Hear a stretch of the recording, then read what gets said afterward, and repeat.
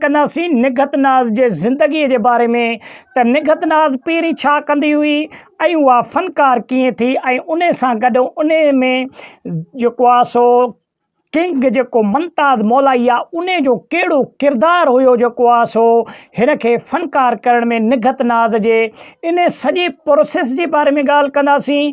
निगहत नाज़ जी बायोग्राफीअ जे बारे में ॻाल्हि कंदासीं। वीडियो किथां सुठो लॻे लाइक ऐं शेयर कयो, चैनल खे सब्सक्राइब करे सुठो कमेंट ॾेई पंहिंजे राय जो इज़हार लाज़मी ॾींदा। दोस्तो, निगहत नाज़ पहिरीं स्टेज ड्रामा कंदी हुई, छाजे करे पुराणे ज़माने जी दौर आहे जॾहिं टीवियुनि जो दौर कोन हुयो, एतिरो मोबाइल सोशल मीडिया जो दौर न हुयो, त पोइ स्टेज ड्रामा थींदा हुया। सिंध में सखर थियो, मीरपुर ख़ासि थियो, लाड़काणो थियो, जा जकमबाद थियो, पूरे सिंध में बल्कि पूरे पाकिस्तान में स्टेज ड्रामा थींदा हुया।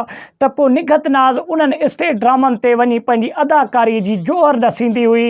ऐं उन खां पोइ वरी जॾहिं मुमताज़ मौलाई सां उनजो कंहिं तरीक़े सां कॉन्टेक्ट थियो, वास्तो थियो, पोइ वरी जेको आहे सो मुमताज़ मौलाई सां जॾहिं मुसलत थी त पोइ वरी गीतनि में ऐं शादियुनि जे प्रोग्रामनि में डांस जो कमु कंदी हुई, ड्रामा बि कंदी हुई ऐं शादी किथे थींदी हुई या महफ़िल किथे थींदी हुई त पोइ निगहत नाज़ वञी उते डांस वग़ैरह करे उतां बि 5 रुपया कमाईंदी हुई। दोस्तो, ऐं मुंहिंजे पुठे पासे हिकु वीडियो हली रहियो आहे, तव्हां ॾिसो पिया त मुमताज़ मौलाईअ तमामु घणी महिनत कई निगहत नाज़ सां त हुनखे हिकु फ़नकार बणाइण में। हींअर त निगहत नाज़ चए थी त मां पंहिंजी मट पाण आहियां ऐं निगहत नाज़ हींअर चए थी त मां असुल खां वठी फ़नकार हुउसि, लेकिन मुमताज़ मौलाईअ तमामु घणी महिनत कई निगहत नाज़ सां। हे मुंहिंजे पुठे पासे वीडियो हली रहियो आहे, तव्हां ॾिसो पिया, ॿोल हिकिड़ो हिकिड़ो डायलॉग ऐं हिकिड़ो हिकिड़ो लफ़्ज़ जेको आहे मुमताज़ मौलाई जीअं ॿार खे पढ़ायो वेंदो आहे, अहिड़े तरीक़े सां निगहत नाज़ खे पढ़ाए करे ऐं हिन मक़ाम ते हिन वक़्तु 2025 में आंदो।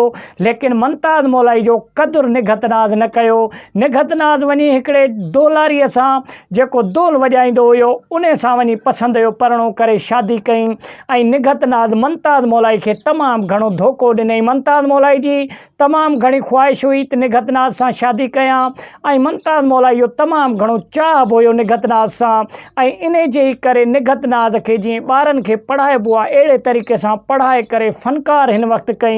ऐं निगहत नाज़ हिन वक़्तु सिंध जी हिकु बहितरीनु फ़नकार आहे ऐं उनजी आवाज़ बि तमामु बहितरीनु आहे ऐं हज़ारे एल्बम जेको आहे निगहत नाज़ जा निकिरी चुका आहिनि हिन वक़्तु बि।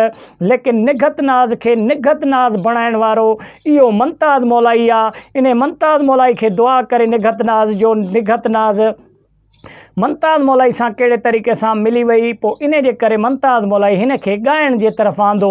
मुमताज़ मौलाई जी अगरि निगहत नाज़ खे न मिले हा त निगहत नाज़ अॼु ताईं बि वञी प्रोग्रामनि में डांस वग़ैरह करे हा या ड्रामनि में वञी अदाकारी करे हा। त निगहत नाज़ खे खपे त एहसाननि जो बदिलो एहसाननि जे ज़रिए चुकायो वञे, ईअं न त एहसाननि जो बदिलो जेको आहे सो नाशुक्री करे जेको आहे सो चुकायो वञे। त वॾी महिरबानी, मिलंदासीं नेक्स्ट वीडियो में। अहिड़ा मज़ेदार वीडियो जे अगरि ॾिसणु चाहियो था त असांजे चैनल खे सब्सक्राइब करे वीडियो खे लाइक करे सुठे मां सुठा कमेंट ॾेई पंहिंजे राय जो इज़हार लाज़मी